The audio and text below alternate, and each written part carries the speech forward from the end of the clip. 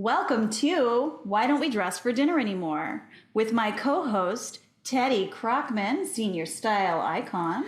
And my co-host, Melissa Pierce, entrepreneur and documentarian. Today we want to welcome Scottie Eskelund to our show. I'll just want to give you a little bit of a brief background about Scottie because it's so interesting.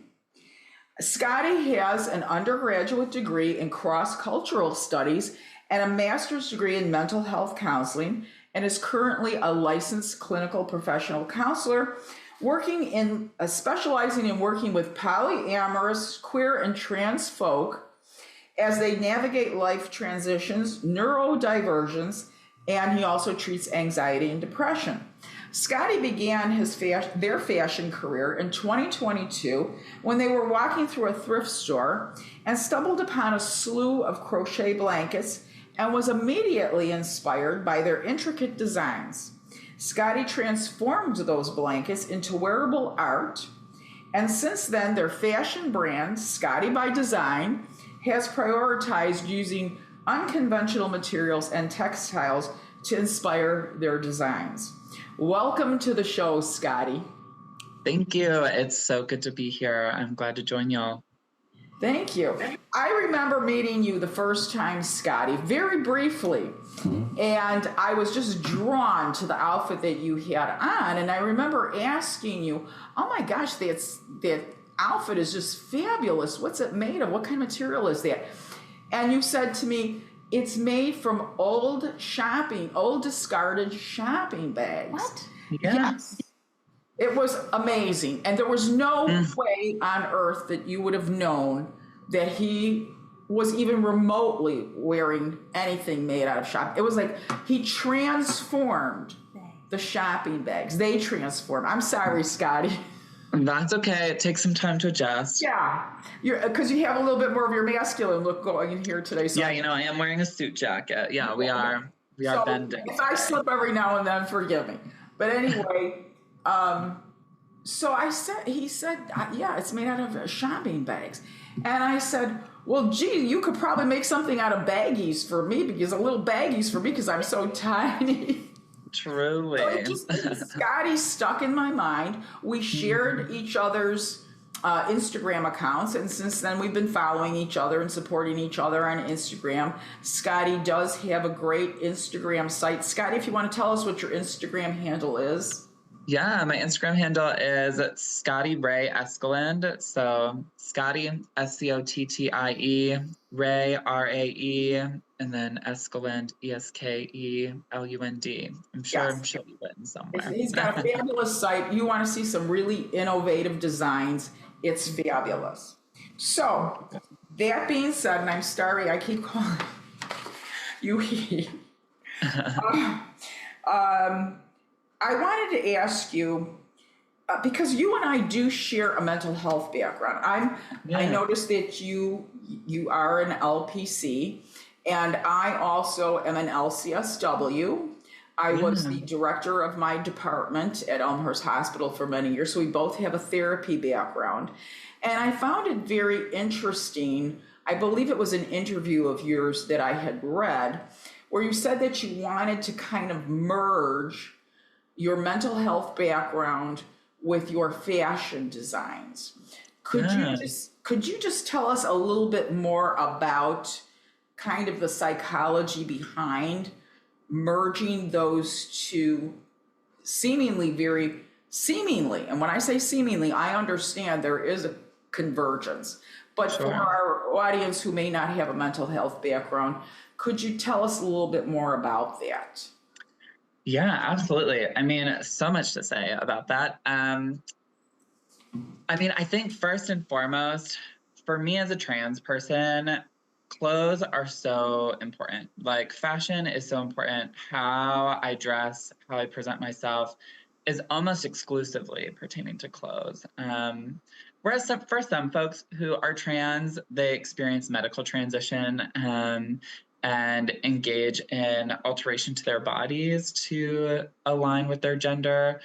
For me, my gender identity very much is attached to my clothing, is very much attached to my styling. And so the clothes that I wear is a direct representation of who I am, of how I feel, of how I want other people to see me, how I want other people to perceive me. And so in my journey of experiencing my kind of trans awakening of being like, oh my gosh, yeah, I'm not a boy.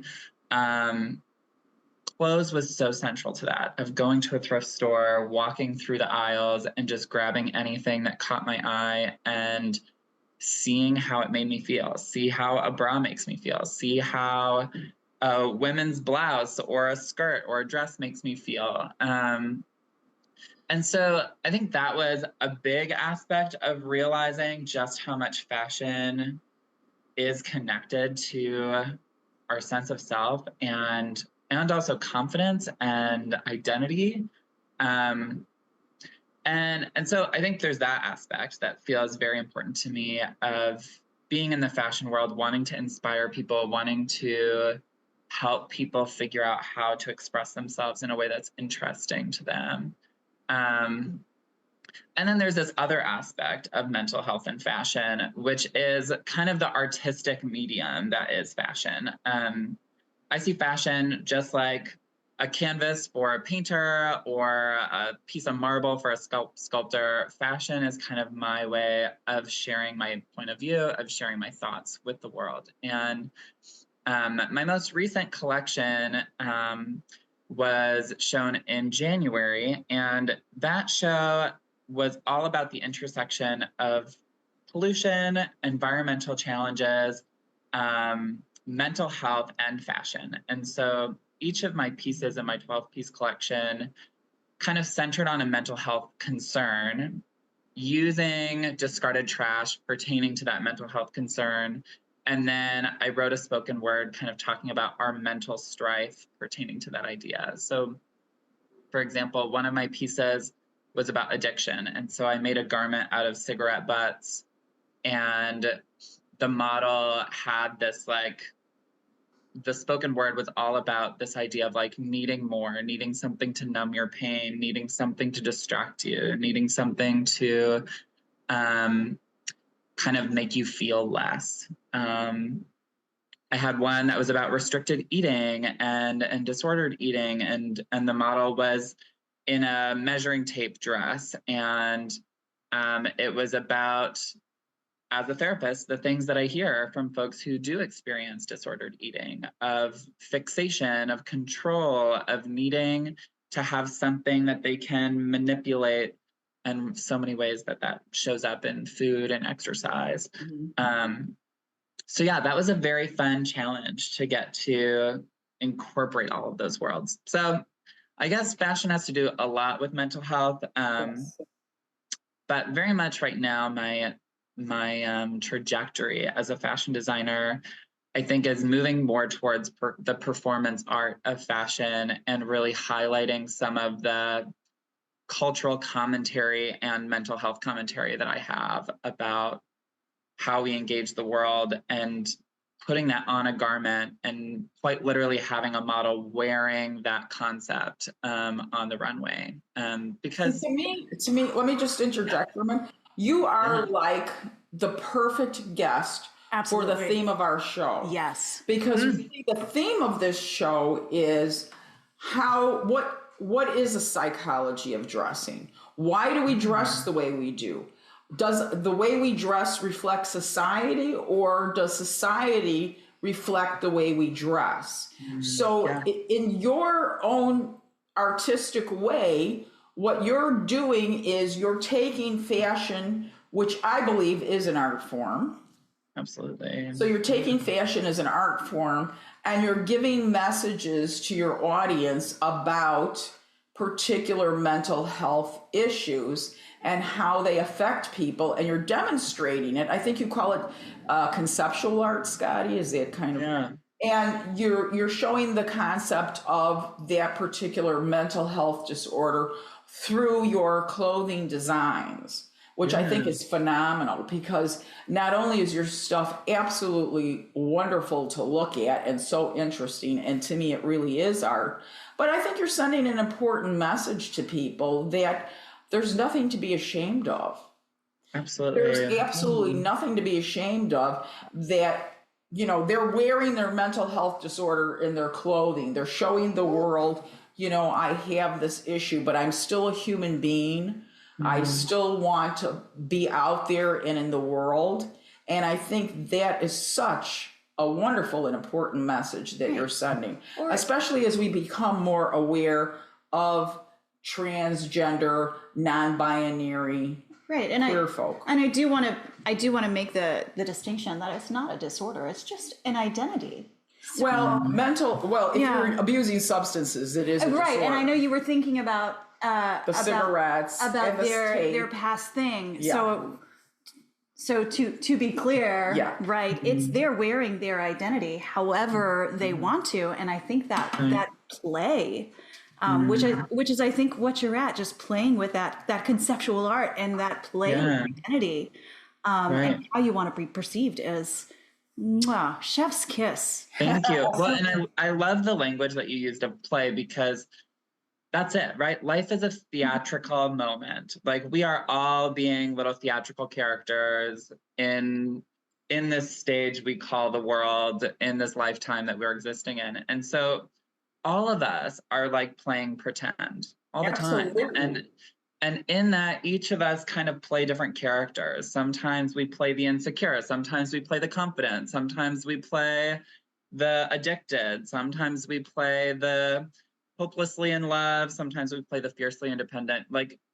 And how we dress, how we present ourselves, how we choose to get ready in the morning or in the evening or whenever we're getting ready is a reflection of kind of the energy that we are wanting to exist in. And this fun with fashion has been almost just holding up. Someone said it to me so much better than a mirror, because it's so much less than a mirror, but it's so much more than a mirror. But holding up a mirror to people, being like, hey, these are some things that we wear. Sometimes we wear the idea that, like, one of my looks was on aging, that if I'm aging, my life is ending. And some of us wear the mirror that say, if I'm aging, I'm glowing up. I'm living a better, like, as I age, I get better. And some believe as I age, I get worse. And we wear those beliefs on our sleeves. And, absolutely. And to have to sit with, oh, shoot, like, I identify with that model, with that look, and it's telling me something about what I'm wearing in my life that maybe I didn't want to wear, or that maybe I want to reevaluate, or maybe I want to change my clothes and do something different. So what you're saying, Scottie, is you want your fashions to be thought-provoking. Absolutely. Yeah. So on that idea of play and thought-provoking, tell us why you're wearing what you're wearing today, because you have this it feels so intentional to me, but it looks so effortless. Like, your necklace matches your hair, your nails match your hair and necklace. Then you've got this jacket on, and it's just stunning against the background. So why did you select what you're wearing today? How did you feel and be perceived? Yeah, good question. So I'm wearing an oversized men's suit jacket that I have, like, cinched around the waist. Can you stand up a little? Yeah. Oh, look at that! Oh, an Obi belt. Oh, very nice. That. It's a leather Obi belt for those of you who can't. Like, giving very dynamic angles. I never thought of that. I like that look. Yeah, right? And so, I love that. I have a black jacket like that. I think I'm going to do that. Right. And everyone can do it. This is one of the things I love about fashion, is, like, you can take the simplest thing and make it quite impeccable and quite incredible by just manipulating you it. Added one thing, and you made it into a whole different look. Yeah. It's a plain black jacket. In fact, I was telling Melissa the other day, we were talking about belts, and I said, I had never thought about wearing, like, a huge belt around this black jacket that I had. And when I put it on, it, like, changed the whole look. And now that you stood up in that Obi, I'm like, I've got to do that look. Yeah, it's so fun. You like that? I know, it's, like, so good. I love that. So good. And then with, like, some high boots, it's just like, you're even good for the winter, you got pants on. So yeah, I feel like it's that combination of the masculine and feminine that I love. Let I me think ask you also, this. Just yeah, can I interrupt for 1 second? Let me just yeah, ask you this. So you love, intersecting the masculine and the feminine, that kind of thing. Now there are times when I see you on Instagram and you have a completely very feminine look. And then there are other times when you're kind of more, I would say today you're a little bit more on the masculine side, but kind of neutral. You have some other feminine components. Is there like particular days where you feel like dressing more masculine, or you wake up in the morning, you feel like dressing more feminine, or combining? I mean, how does the psychology of that work for you? yeah. So, I mean, and I want to be clear, like for so many trans folks, that experience is completely different. But for me, as a trans non-binary person, the masculine and feminine don't feel real to me, like in the sense that I'm aware that according to society's values and understanding and definitions, that like my nails are high femme. But to me, my nails are just my nails. Right. Or like I used to wear high heels every single day. And to me, it was just like, I just like wearing high heels. And then all of a sudden one day I was like, nope, now I want to wear chunky sneakers every day. And like, then I'm in like a chunky sneaker era. So you're not waking up and actively going, how am I going to culture jam the heck out of everything today? Right. You're just like, this is what I feel like. And that's okay for me. Yeah. And it's like there are some things in my closet that I feel like a year ago, I was like, oh my gosh, I love the shit out of that. Like, this is my vibe. This is my look, energy. Mm-hmm. And now like I put it on to go to an event and I'm like, ooh, nope. Like, I really don't want to wear this. And I don't know, like, I guess I see myself as an orb, and a human, and maybe an alien sometimes. Well, and I think that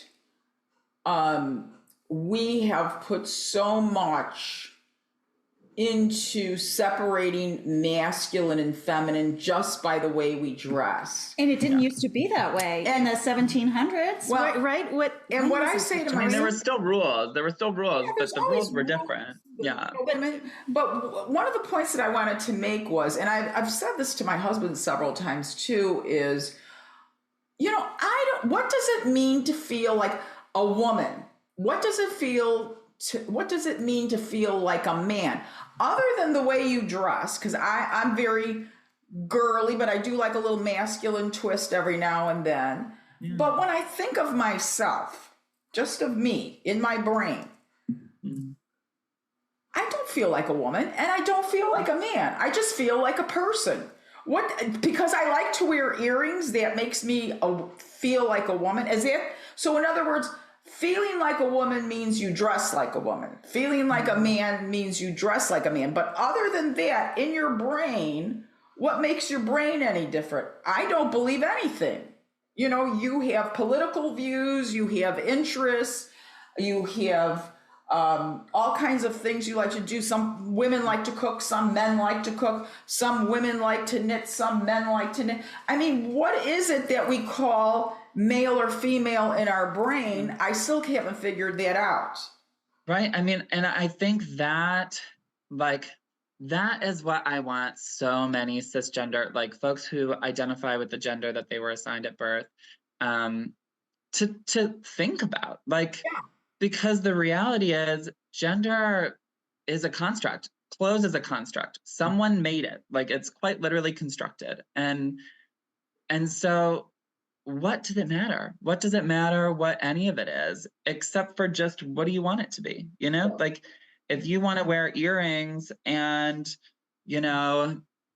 have your hair up and put on makeup, great. Like, who cares? And if you want to, put on coveralls and have grease on your knees and, dirt under your fingernails, great. Like, enjoy it. And that maybe that is what liberation is that all of us are able to just do what we enjoy without the rule of it having to be that way. And Absolutely. and to that point, you know, I think something really interesting for me, and to your question about like, do I dress femme, do I dress masc,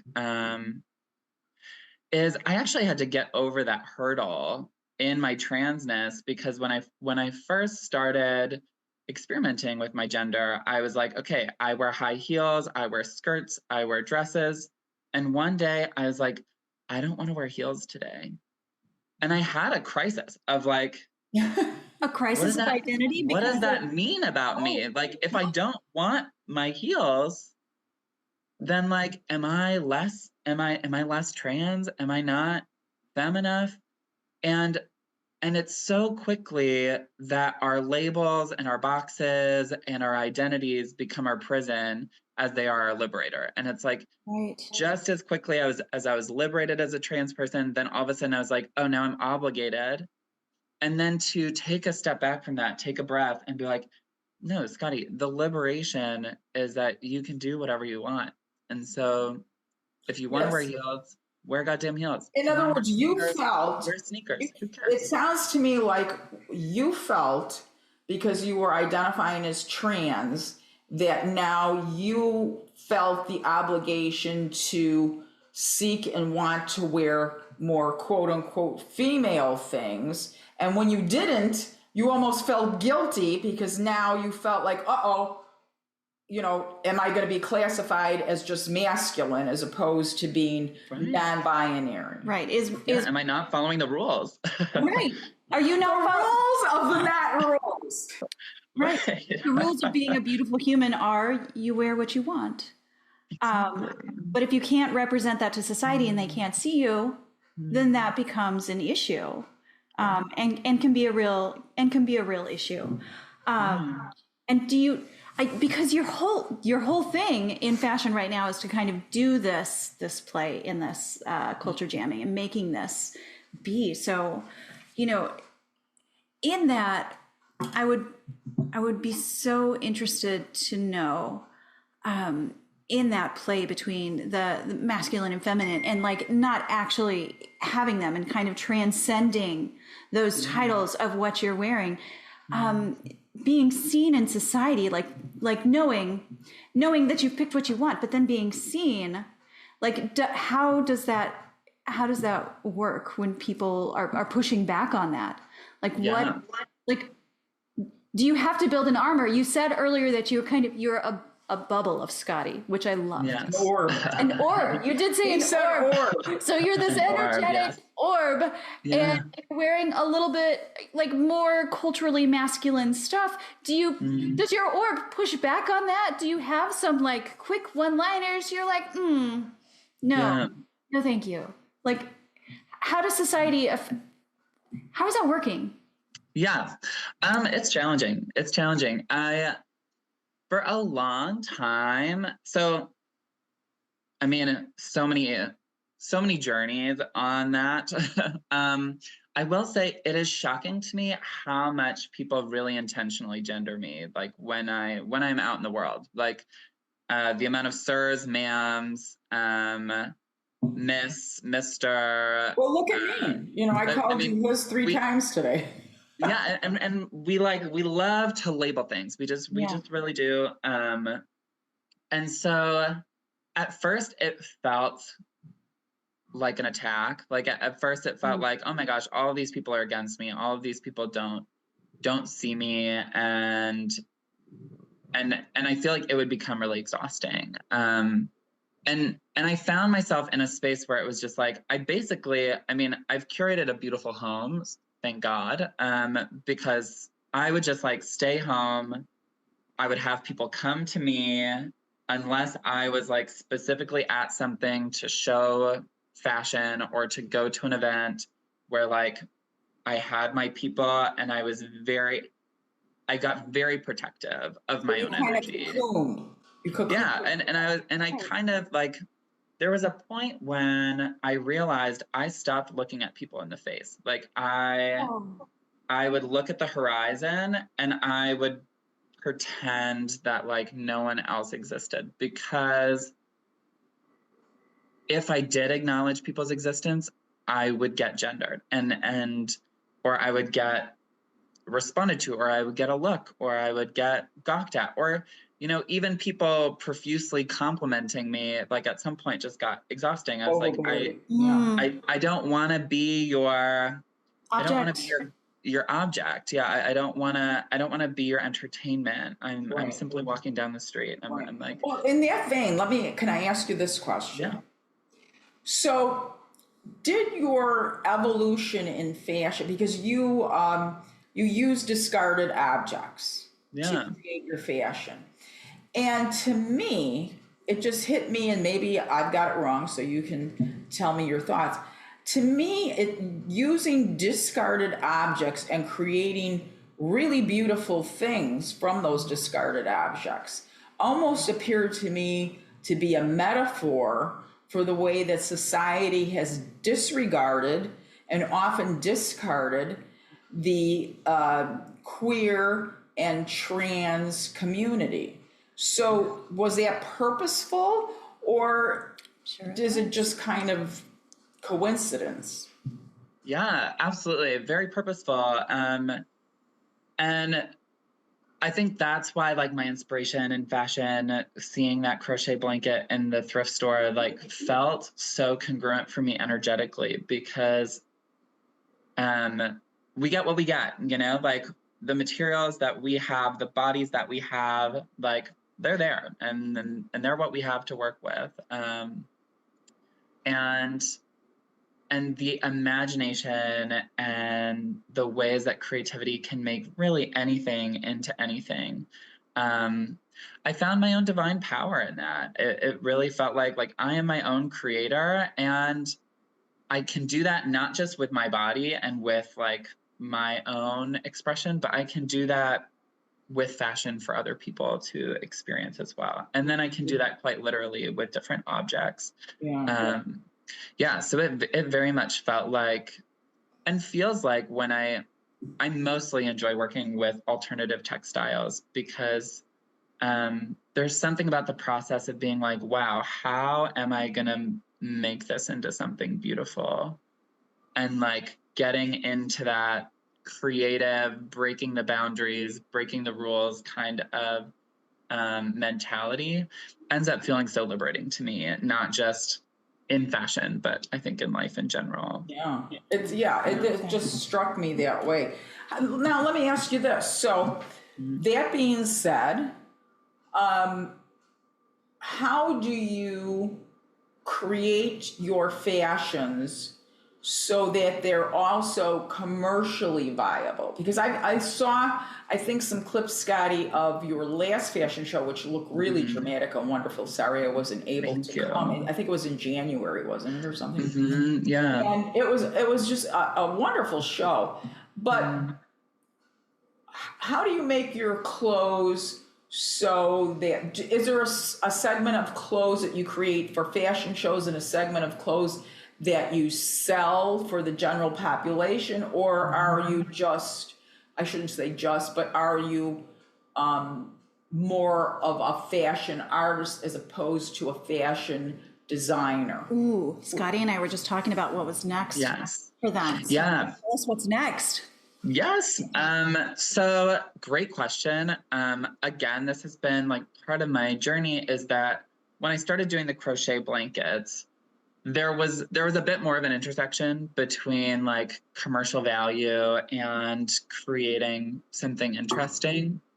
But I found myself like all of a sudden paying attention to demand, right? All of a sudden paying attention to what do people want to wear, paying attention to who's going to want to wear this. And it started to like really fog my creative process, because, you know, I think it's like so many museums, some of the most incredible art was published posthumously, was like stuff that people made that wasn't for anyone, and then someone discovered it after they died, and then they were like, oh my gosh, this is incredible. And so for me as an artist, similarly, I feel like I create the most beautiful things when it's not for anyone but myself. And I was just struggling with that, with trying to make something commercial, because there aren't a whole lot of people that that dress exactly like me, or like are up for wearing, you know, assless chaps on a Tuesday, like, which is fair. Yeah, Assless Chaps Tuesday. That's a whole thing, right? Yeah. I think so. I think so. I've been there. I don't know if anyone else got the memo, but I was there. So part of this, like, fashion art, I think that there was a point for me where it was like, you know what, the commodity here is that people get to experience something incredible, and that people get to experience something artistic. And so the commodity being paying for that experience, paying for that show to go to. At some point, I would love to kind of travel with some of these collections and let people experience this mental health journey through fashion, kind of as an art installation.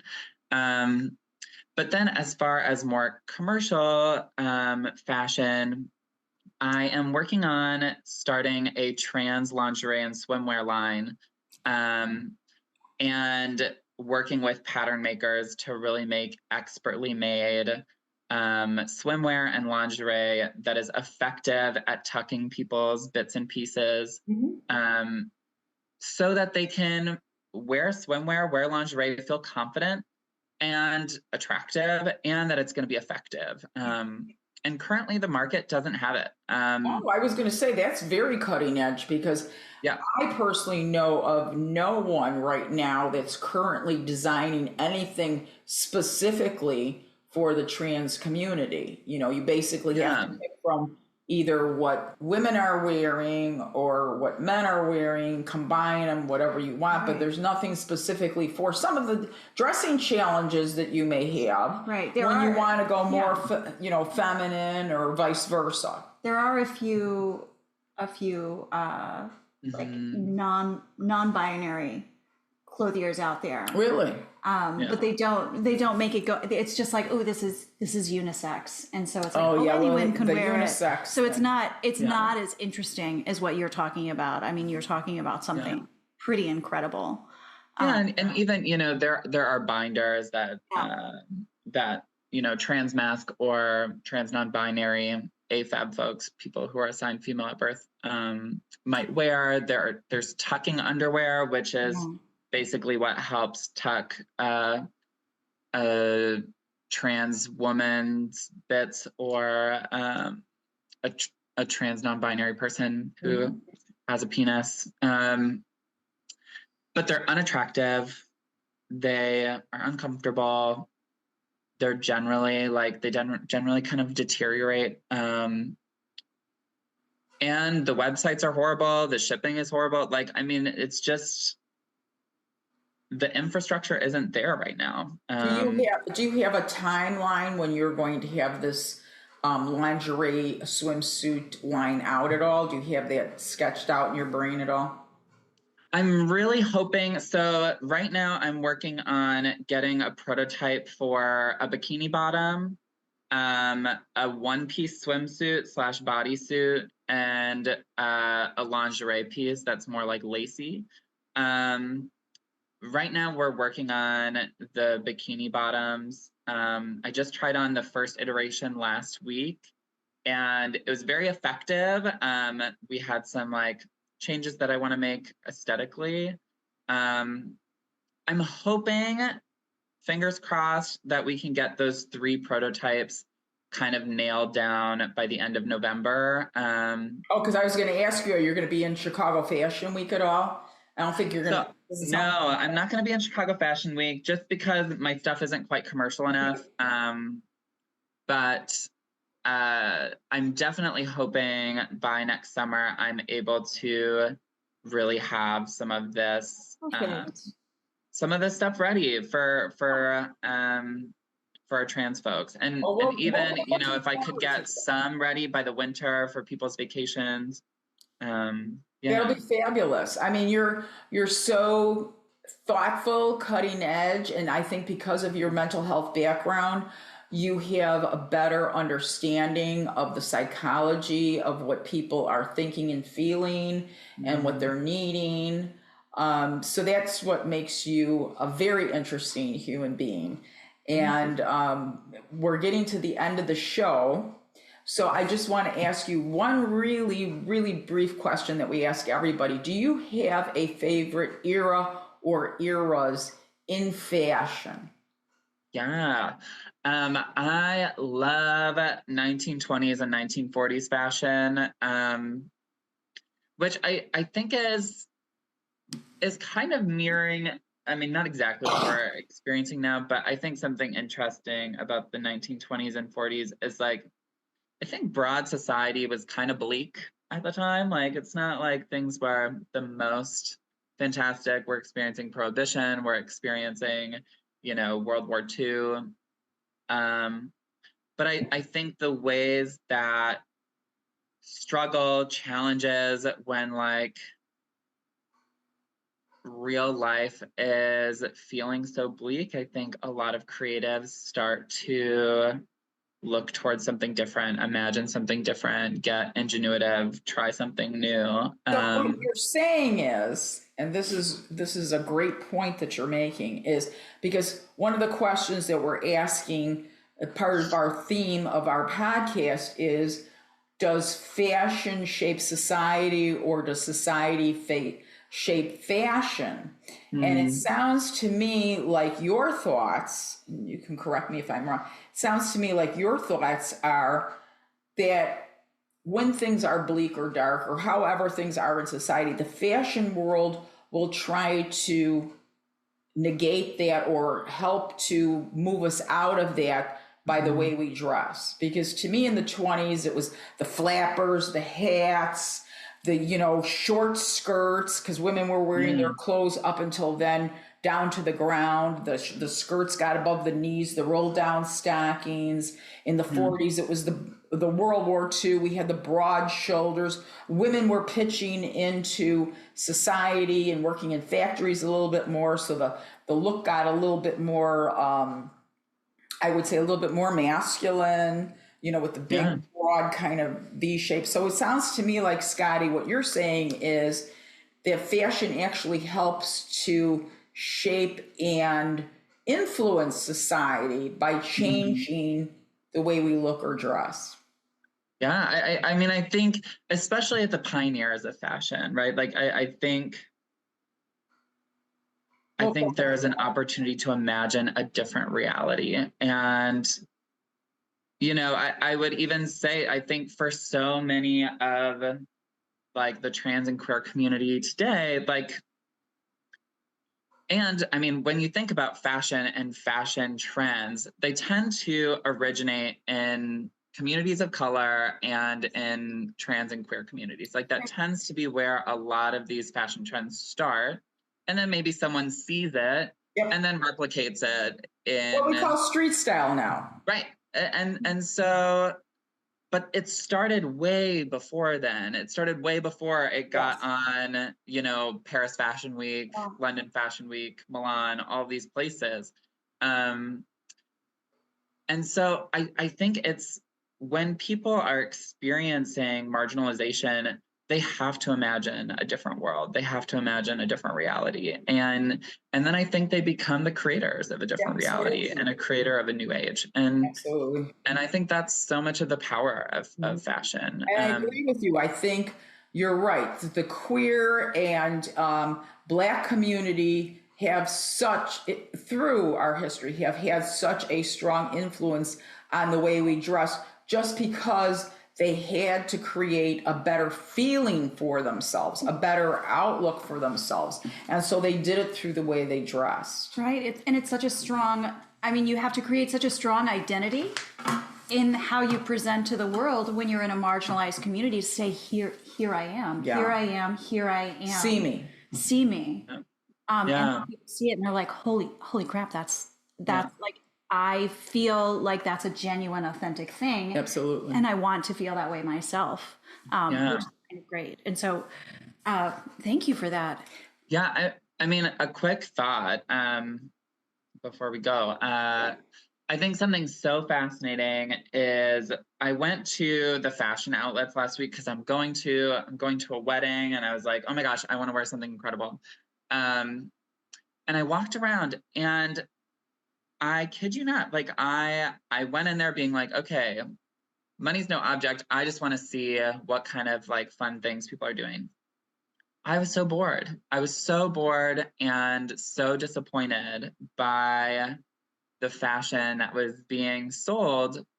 And I think even there's a bit of a message, right? That like that we're seeing corporations, big names, places that are more accessible, just kind of saying like, go back to what's safe, go back to doing like what's normal, what is acceptable, like find your box. Here is like the classic short. Yes. Here is the classic, like I saw the same body shape of clothes at every store, same clothes, same colors at every store.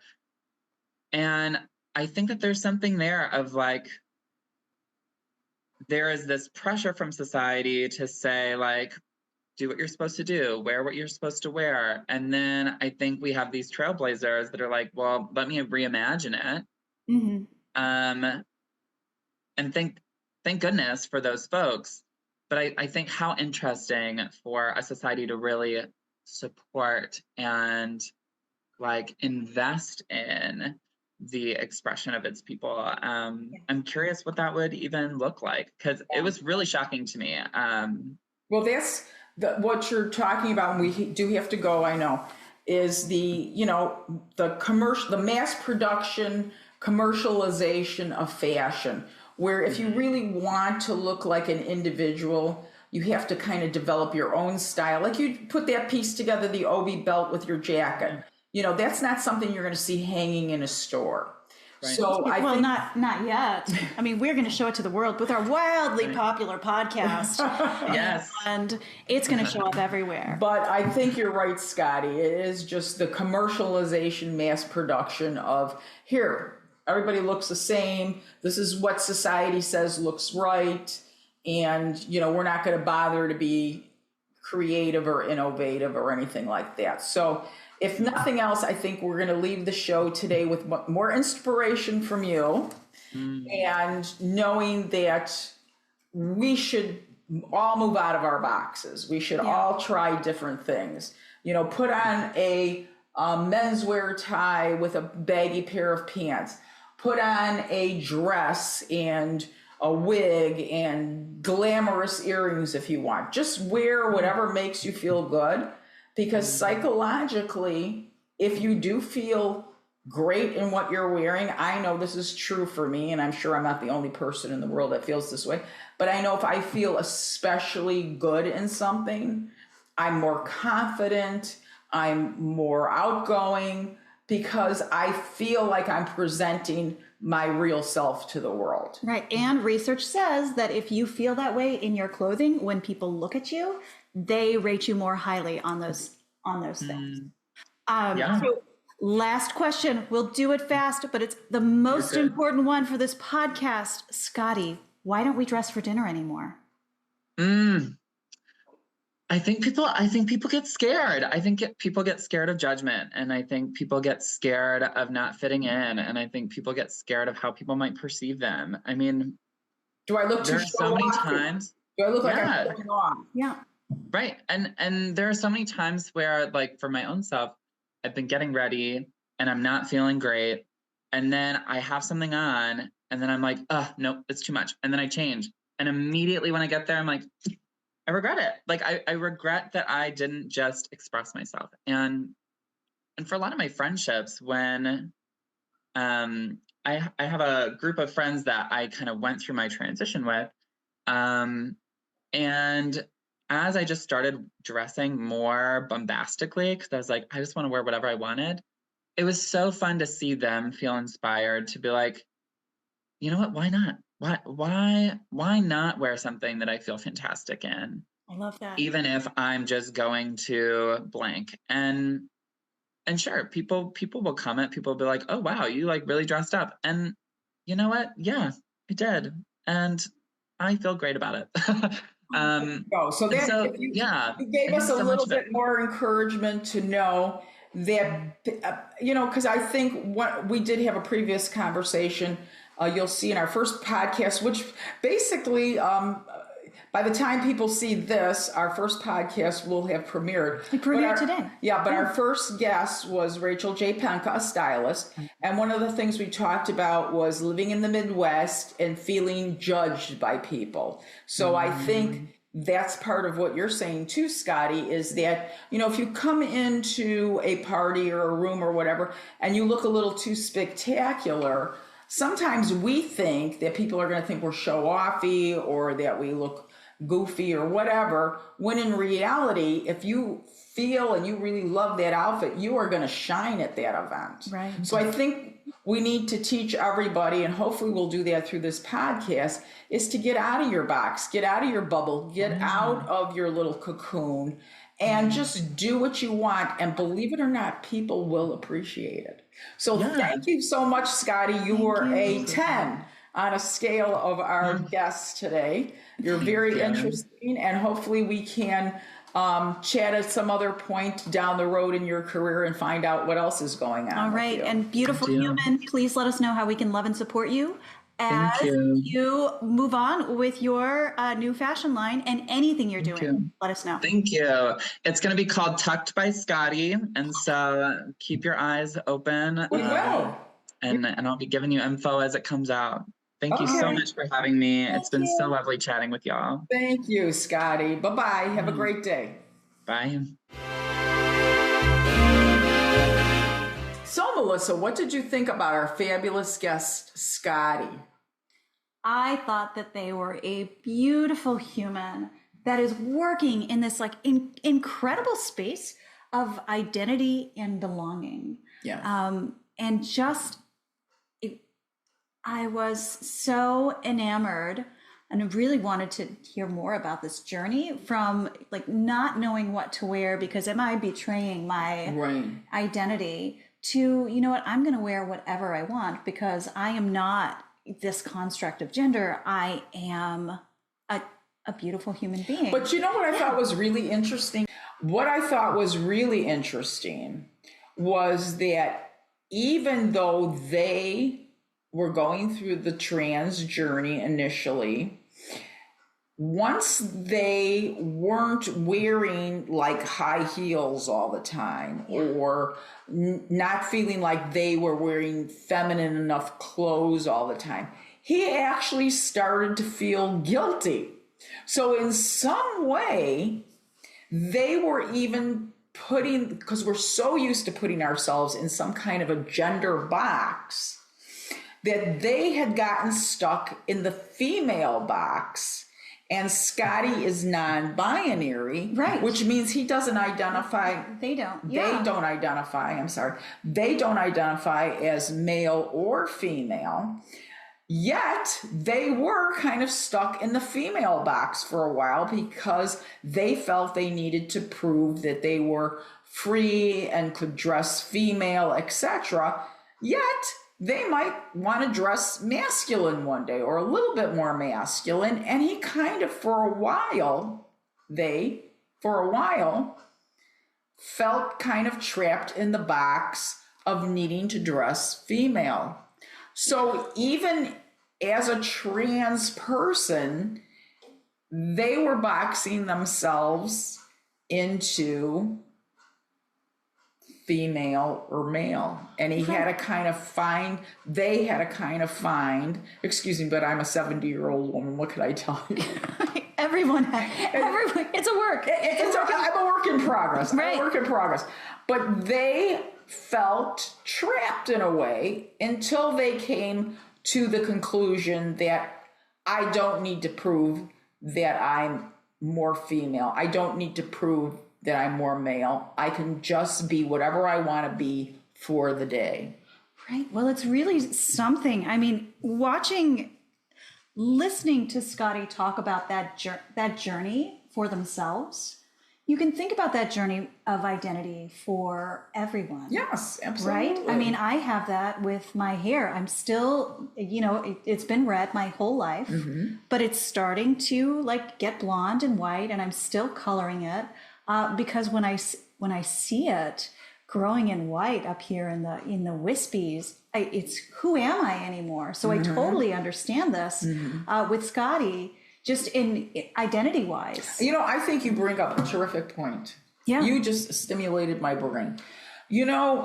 Life is a journey, male, female, non-binary.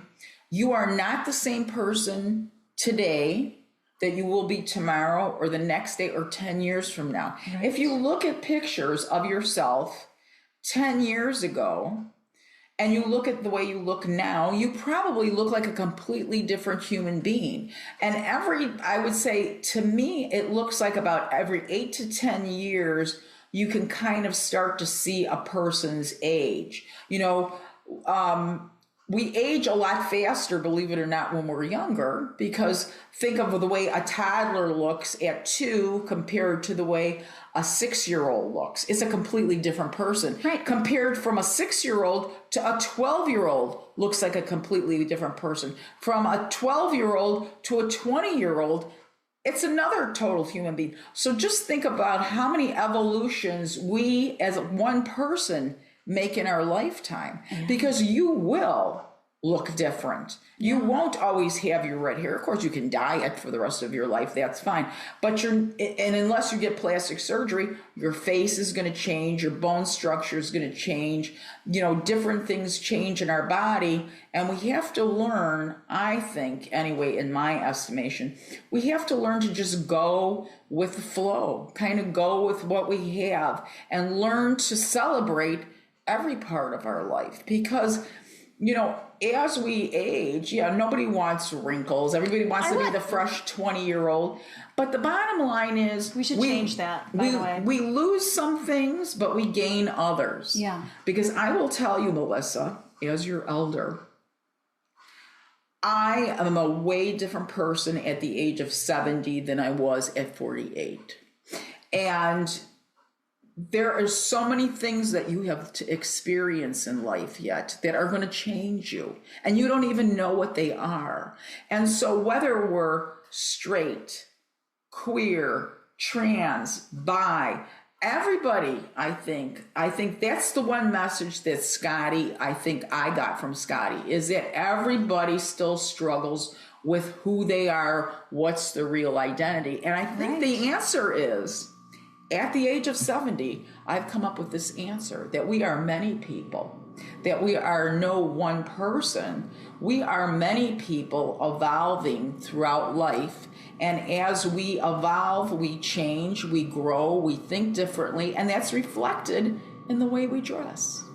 So Walt Whitman, I am large, I contain multitudes. Whitney Houston, I'm every woman. I'm every woman.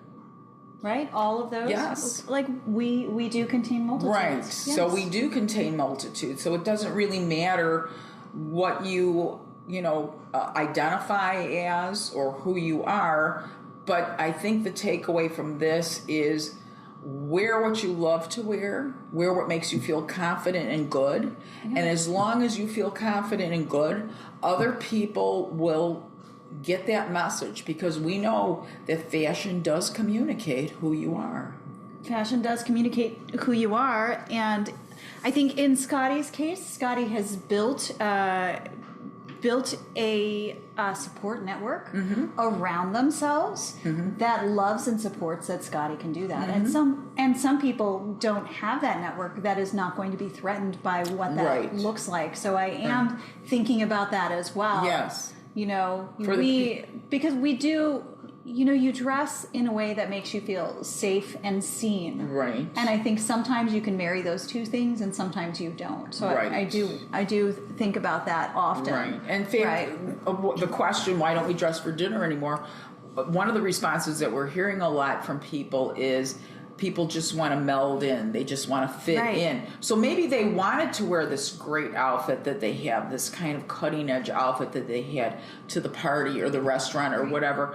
But in the end, they kind of get scared that they're going to be judged in a certain way or looked at in a certain way, and so they go with the quote-unquote safe choice as opposed to the one that they might have really enjoyed wearing a lot more. And Scottie talked about that, but in the context of going out with friends, people that Scottie felt safe with, right? And so I think that there is something there, right? As we talked with other people that we have interviewed, we've gotten people are too busy to get dressed, people are trivializing their lives. Scottie is talking about people are stuck in a specific box.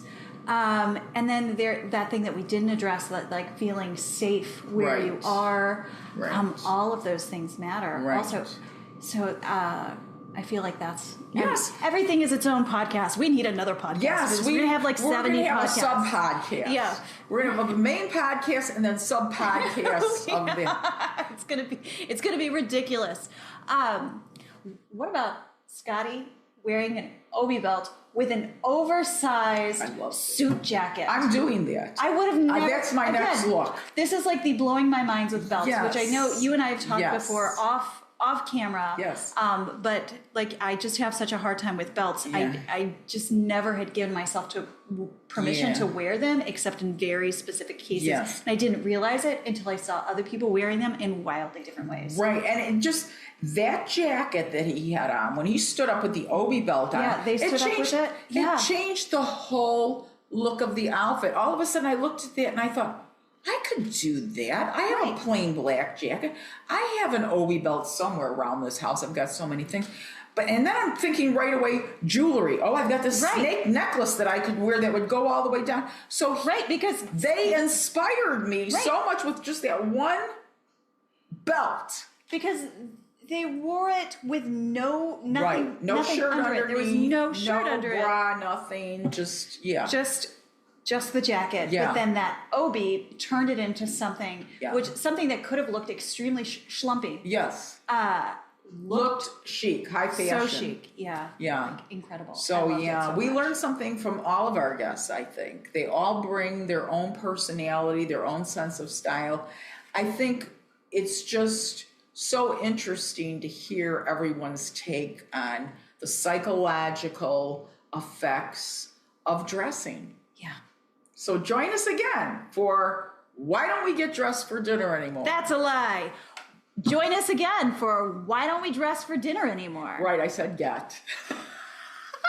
Bye, everyone. Bye. Okay. Oh, you gave him kisses.